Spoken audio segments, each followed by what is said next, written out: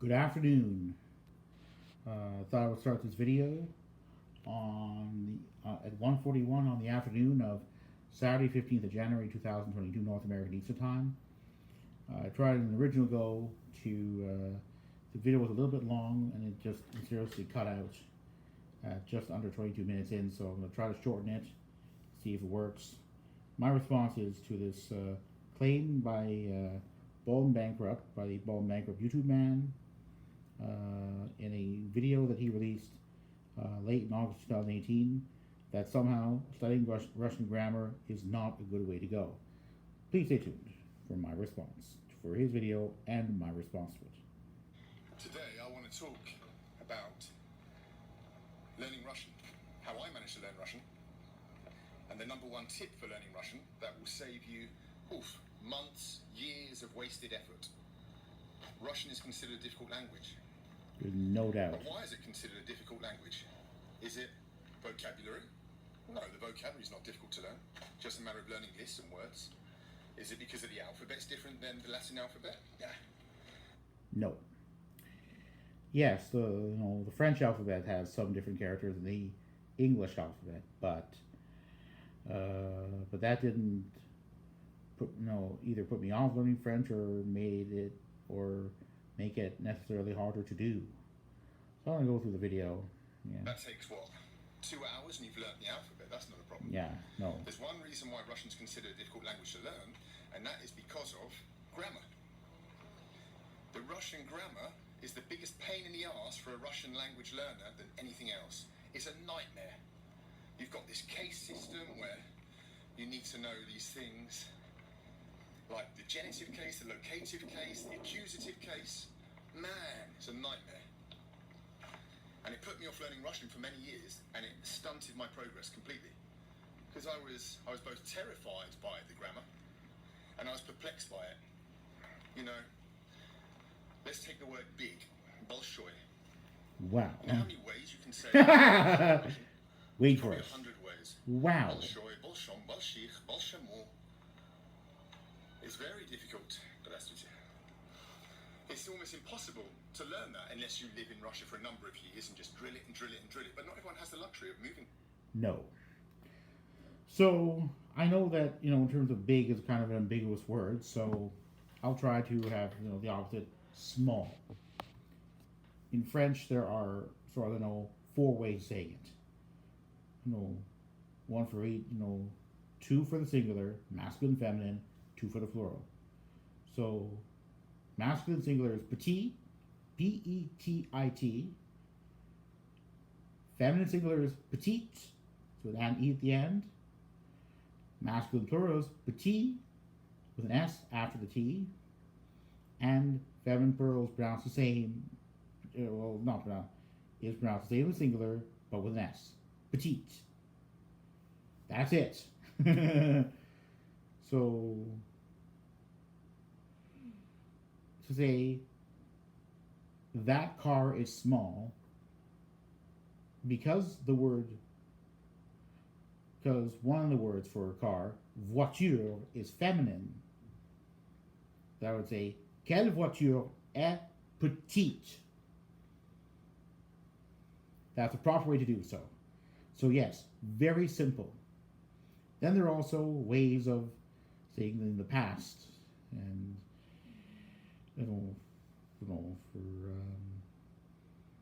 but that's a different story altogether. Anyway, so yeah, of course, not everyone has the opportunity to live in a French-speaking part of the world.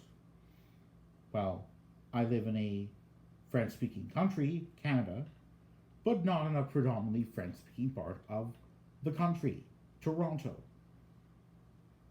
Montreal, up the Highway 401, up the 401 motorway, is French-speaking, but down here in Toronto, it's not. But again, not very many people who reside in my country can, if they live outside Quebec, speak French. Although many who live in Quebec do. Although some residents of Quebec do not speak a word of English or very much English. Although I admit that Francois Legault, the current premier of Quebec, does. in his news conferences. I've heard him speaking in English, although French is his first language.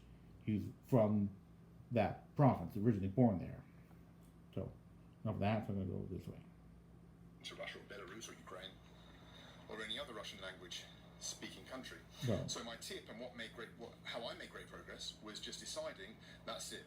I am not going to learn the grammar. I'm just going to learn vocabulary. And ever since I did that, I made rapid and fast progress. Pretty impressive. With my friends. Quicker progress than the other people in the university courses that I did in the past. You see, I've been misunderstood 1,000 times in Russia or in Belarus. Every day I'm misunderstood. People don't know what I'm talking about. But not once in all those times has that been because of my lack of grammar. Not once. Every single time I've been misunderstood has been because either I didn't know the Russian word or I didn't understand the Russian word they were using. It's been a lack of vocabulary. That's what's always caused the problem. Grammar has never been an issue. You know, in perfect Russian, what you should say is, let's say the accusative case. You should say, "Я вижу эту девушку." Yeah? You've got to change the ending of all the words. Okay. But if I say, "Я вижу эту девушка," you think suddenly some Russian's going to be like, "Whoa, what the hell's he talking about? He didn't use the accusative case. I don't know what he's talking about." No, of course not. Come on. But what would mess me up in that situation is if I didn't know the word for девушка, or if I didn't know the verb вижу. So guys, if you want to learn Russian, especially in the first year, forget grammar. Forget grammar. Drill this into your head. Vocabulary, vocabulary, vocabulary. In learning any language, vocabulary is king. Yes. And so forget what anyone else says. You need to know this case system. You need to know how to form the locative plural in the feminine. You don't need it. I've never used it. To be fair, And I've had relations. well, to me, I also haven't used very often the simple past, the French simple past tense. Unlike one of its Spanish equivalents, the preterite. Pretty much in Spanish there's only one simple past tense. That's the preterite. English there's only one. Past tense. Normally, in Italian, I've almost never used the remote past tense, which equates the English to the simple past. But I've only, but usually have in terms of in an equivalent to the simple past, more often used than not, the composed past tense, the passato composto, French passé composé. And yes, there are a lot of irregular verbs that I've learned over the years in each of those three Romance languages. But make no mistake, at least I know, that they are irregular. And, yes, there are times when I have to refer to a dictionary or whatever. But again, I'm not perfect. But I can communicate with other people. I've been to metropolitan France a whole bunch of times because the founder of a school that I once attended was born there. Anyway, we're going to continue with the video. Relationships with Russian girls who didn't speak English. I've travelled the length and breadth of Russia, Siberia, everywhere. And I've never used it. So if I haven't, you won't.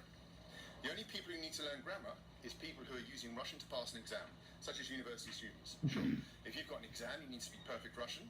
No doubt you need to know your genitive from your locative case. But if not, if you just want to travel here, you just want to have an adventure, you want to, read Russian periodicals, watch Russian films, listen to music, you don't need grammar at all. Trust me about that. I know that sounds strange, but trust me, it's true. The amount of friends that I recommend this to, and I say, don't learn grammar, but they don't believe me. And they continue learning grammar, and I see them, and they're wasting hours learning grammar, and I think, why are you doing this? You've got me as an example. You can see that I speak Russian, but somehow they just can't quite believe it, that it's that simple. What? Don't learn grammar? No one will understand me. Trust me, everyone will understand you. Learn vocabulary, okay? Well, I try to understand non-native speakers of English, and I try to go as much as out of my way as possible. You don't have to be perfect. You just have to understand the vocabulary. You don't have to have perfect grammar. In fact, the grammar in English is perhaps in many ways simpler.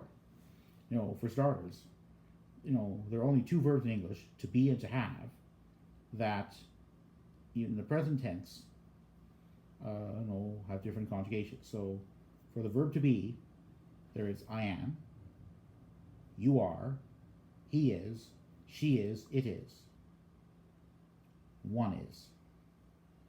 Then, plural, we are, you are, they are. Am, are, and is are the only three, versions really. When it's a verb to have, it's even simpler.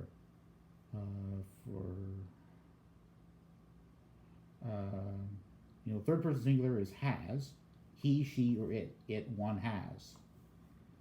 And then the other, I have, you have, we have, they have. Or they'll do that. Very simpler. In terms of the past, past, simple past for the verb to be, I was, you were, he was, she was, it was, we, you, they were. And then beyond that, it's pretty much one past participle per verb. For the verb to have, it's had. For the verb to begin, it's began. For the verb to commence, it's commenced. Commence is a regular verb. To begin is an irregular verb. Enough of that. So I'm going to go back here. So that's my tip today for learning Russian is forget the grammar and open a vocabulary book. Vocabulary, vocabulary, vocabulary. That's all you need. Alright guys, go and do that for a little bit. Have 6 months learning vocabulary and come back. Guarantee you're going to make amazing progress quickly. See you later. So that was a perfect time to see the Yukon. So that was a video on a claim made by the Bald and Bankrupt man about what it takes to, according to him, to learn Russian. There was this female native speaker of Russian who claimed that, Russian grammar had been very difficult to learn. But anyway, my own experience learning French is, I don't need, I've gotten by quite fine in throughout much of metropolitan France, throughout those parts of Quebec I've ever visited. Most recently 2018. No problem at all. So I had no problem. Yes, I understand that passing an entrance exam, or at least to be able to have a high enough level of French to be able to attend a French-speaking university is probably higher than what I have. That's not an issue for me. I studied for University of Toronto. All programming in English. If I'd gone to study at University of Quebec in Montreal or University of Montreal, I would have had to probably pass some sort of French language proficiency test and not necessarily gotten in. But again, I had no desire to go either there. And plus if I were to move to a European country, I'd probably, between the UK proper and the Republic of Ireland. Because both those speak English, I can change over my driving license, much more easily. And so yes, French grammar may not be the easiest.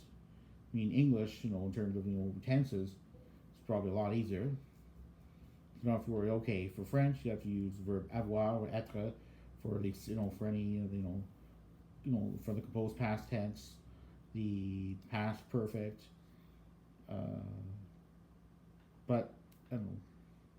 But again, it's still, apparently beats learning Russian grammar. That said, I admit Russian is a very practical language to learn. At least, the Soviet Union, even parts of Israel, people speak Russian. But again, it's just my own thoughts of the day. And, there are different, variants of French, different differences.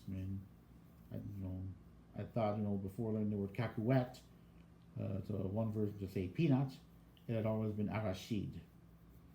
Because of what I did I read a whole bunch of labels and, had to do with peanuts, and that, arachide was the only one I'd ever known, only word for peanut that I'd ever known. So there's no cacahuète. But whatever, there's also, there are other different, anyway. enough of that. I'm just, learning any language is not easy. It takes work.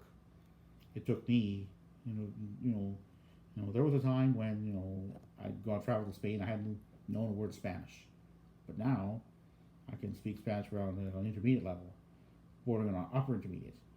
It's not necessarily I would, be able to get a job in Mexico, but, but again, I enjoy learning languages. But again, and most of the time I learn English, it does pay to learn at least one foreign language, as I've done.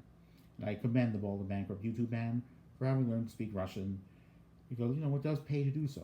And there are plenty of people in much of the world who don't speak very much English, if at all. Even in Canada, in very rural parts of Quebec, particularly towards the east, such as Sept-Îles, Jonquière, and even the far north. This is in and around the Abitibi-Témiscamingue region, such as Rouen, Rwanda. Anyway, I'm gonna go get on with my Saturday and see how it goes.